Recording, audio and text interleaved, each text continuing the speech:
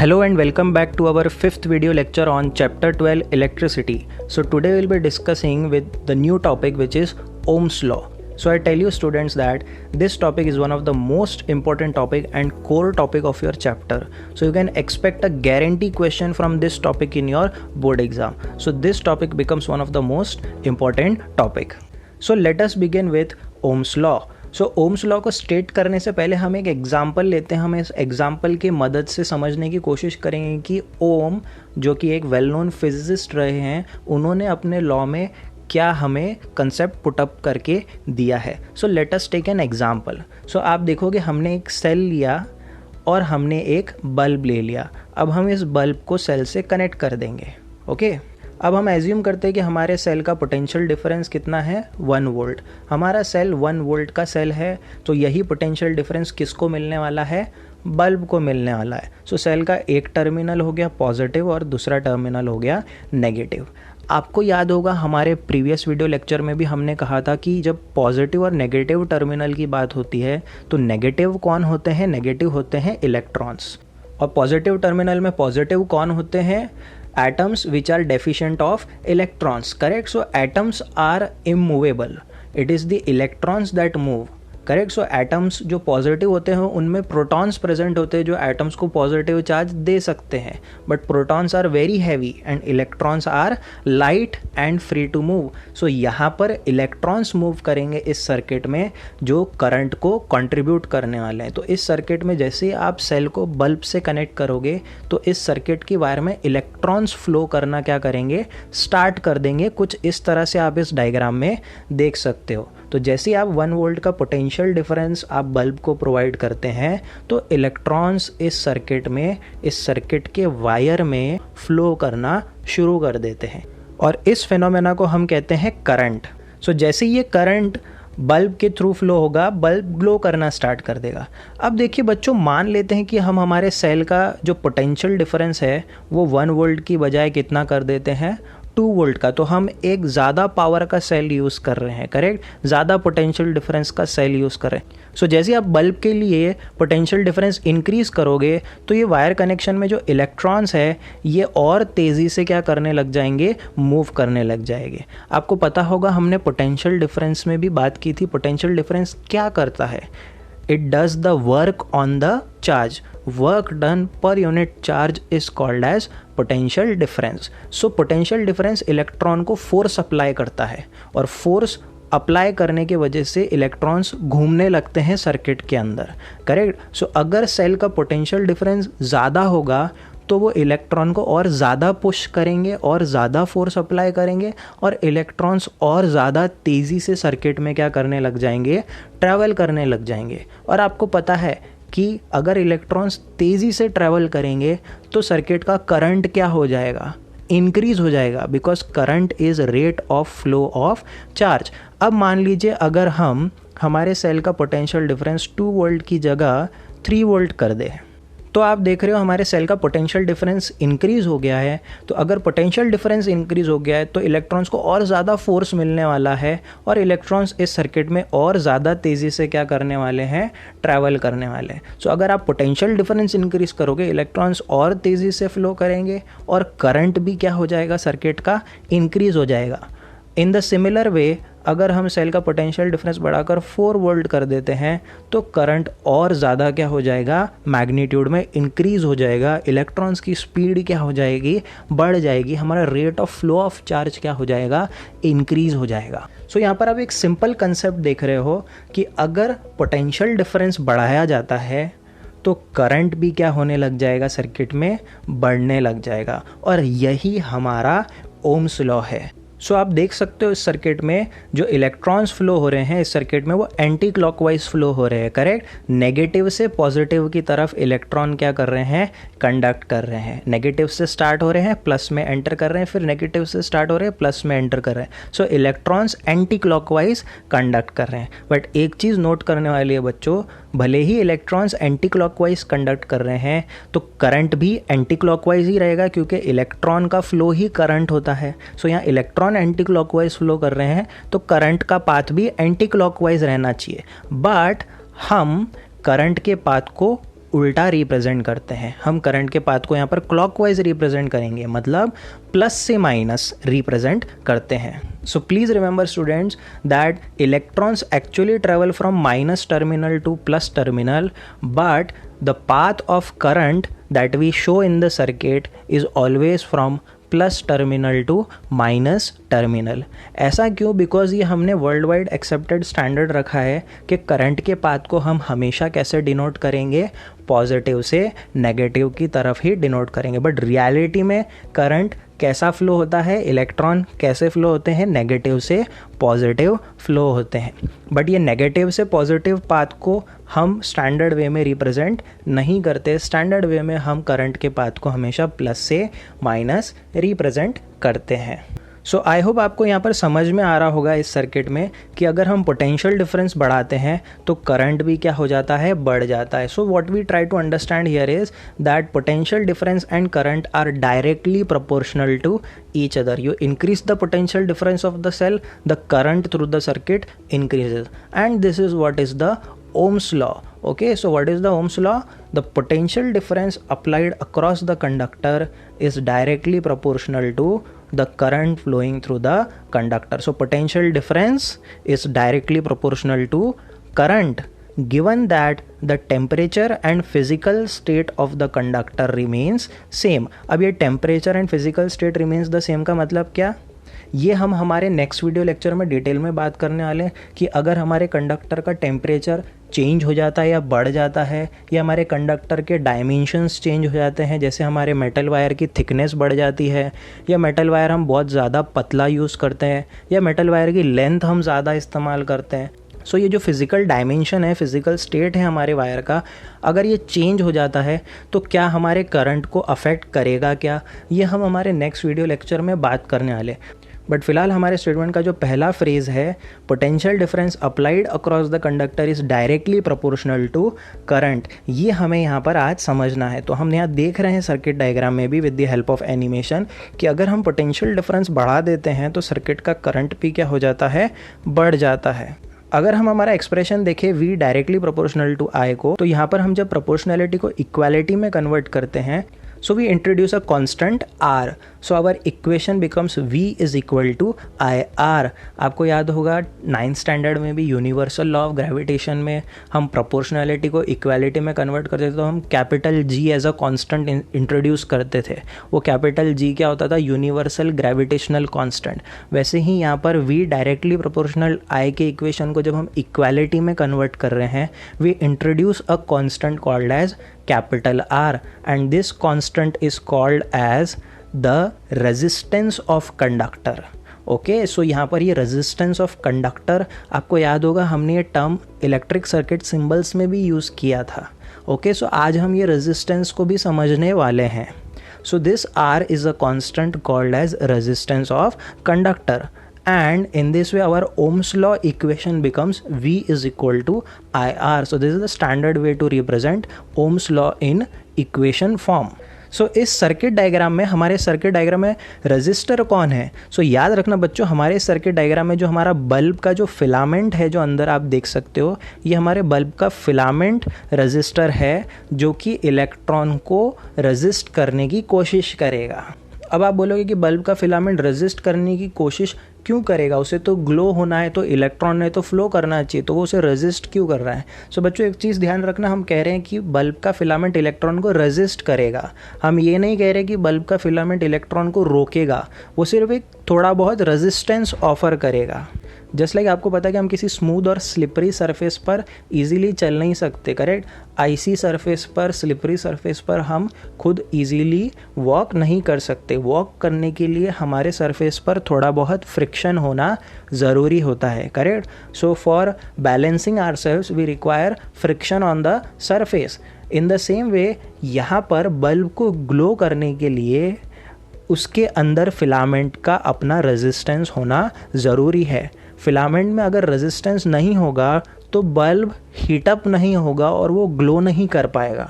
ये कंसेप्ट को भी हम डिटेल में हमारे आने वाले टॉपिक्स में देखने वाले हैं, जहाँ पर हम देखेंगे joules law of heating effect. वहाँ पर हम बात करने वाले हैं कि जो ये रेजिस्टेंस होता है फिलामेंट का, वो कैसे हेल्प करता है बल्ब को ग्लो करने में, करेक्ट। बट फिलहाल आप ये समझिए कि जैसे स्मूथ सरफेस पर हम इजीली नहीं चल सकते, थोड़ा बहुत सरफेस में फ्रिक्शन होना चाहिए, वैसे ही बल्ब को ग्लो करने के लिए वो इलेक्ट्रॉन को उसने थोड़ा बहुत अपोजिशन देना चाहिए, थोड़ा बहुत रेजिस्टेंस देना चाहिए ताकि वो ग्लो कर सके। तो यहाँ पर हमारा जो रेजिस्टेंस है इस सर्किट डायग्राम में वो क्या है, बल्ब का फिलामेंट है। So let us define resistance. So what is resistance? It is defined as opposition to the flow of electrons. So opposition to flow of electrons is called as resistance. So the amount of resistance offered by the metals to flow the electron depends upon the arrangement of atoms, or you can say cluster of atoms inside the metals. So her metal का अपना resistance होता है, हर metal के volume के अंदर atoms का arrangement different होता है। किसी मेटल के अंदर इंटर एटॉमिक गैप्स ज़्यादा होते हैं, किसी मेटल के अंदर इंटर एटॉमिक गैप्स कम होते हैं। जिस मेटल्स में इंटर एटॉमिक गैप्स ज़्यादा होते हैं उन मेटल्स में इलेक्ट्रॉन उन गैप्स के थ्रू निकलकर ईजीली फ्लो कर जाते हैं, तो वो इलेक्ट्रॉन्स को उन मेटल्स में रेजिस्टेंस कम मिलता है। बट जिन मेटल्स में इंटर एटॉमिक गैप्स बहुत कम होते हैं, ऐसे मेटल्स के थ्रू इलेक्ट्रॉन्स इजीली फ्लो नहीं कर पाते और उन्हें कंटिन्यूस ऑब्स्ट्रक्शन मिलता है by the clusters of atoms. So हम कहते हैं कि ऐसे मेटल्स का रेजिस्टेंस ज़्यादा होता है। जैसे हमारा बल्ब का जो फिलामेंट है वो टंगस्टन मेटल का बना है। सो टंगस्टन मेटल के अंदर इंटर एटॉमिक गैप्स बहुत कम होते हैं, तो टंगस्टन मेटल इलेक्ट्रॉन को बहुत ज़्यादा रेजिस्टेंस देता है, जिस वजह से फिलामेंट टंगस्टन का गर्म हो जाता है और बल्ब ग्लो करने लगता है। बट अगर हम हमारे डोमेस्टिक सर्किट की बात करें, हमारे घर में जो ट्यूबलाइट्स, फैंस, ये सब जो कनेक्टेड है वायर से, ये वायर कॉपर वायर्स होते हैं। कॉपर मेटल्स के अंदर इंटर एटॉमिक गैप्स ज़्यादा होता है, तो ऐसे वायर के थ्रू इलेक्ट्रॉन्स ईजीली फ्लो करते हैं। तो कॉपर के वायर आसानी से गर्म नहीं होते और इस वजह से हम हमारे डोमेस्टिक सर्किट्स में कॉपर के वायर का यूज़ करते हैं ताकि वो ओवरहीट ना हो और वायर का जो इंसुलेशन होता है बाहर का प्लास्टिक कोटिंग वो भी डैमेज ना हो और शॉर्ट सर्किट भी ना हो। सो डिपेंड करता है एप्लीकेशन टू एप्लीकेशन कि हमें कहाँ पर कौन सा मेटल का वायर या कौन से मेटल का फिलामेंट यूज़ करना है। तो बल्ब में पर्पसफुली हम चाहते हैं कि बल्ब गर्म होकर रेड हॉट होकर ग्लो करे, तो हम वहाँ पर हाई रेजिस्टेंस का मेटल यूज़ करते हैं जो कि है tungsten.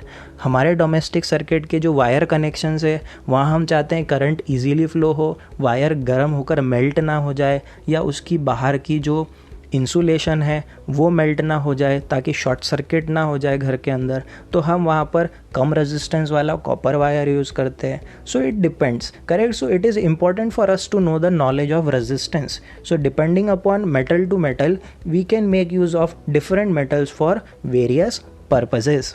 So the SI unit of resistance is ohm. So the unit of resistance is in the honor of George Simon Ohm, the well-known physicist, and ohm is denoted by a Greek letter called as omega. So जैसे आपको पता है ampere is the unit of current, तो हम ampere को capital A से denote करते हैं। Newton is the unit of force, so हम न्यूटन को कैपिटल N से रिलेट करते हैं, डिनोट करते हैं। वैसे ही रेजिस्टेंस का यूनिट है ओम, और ओम को हम डिनोट करते हैं using this Greek letter called as omega. Now let us go for the VI graph, correct. So आपको बोर्ड एग्जाम में कई बार पूछते हैं कि ओम्स लॉ का VI ग्राफ ड्रॉ करिए। सो ओम्स लॉ का वोल्टेज और करंट का ग्राफ कैसा होगा?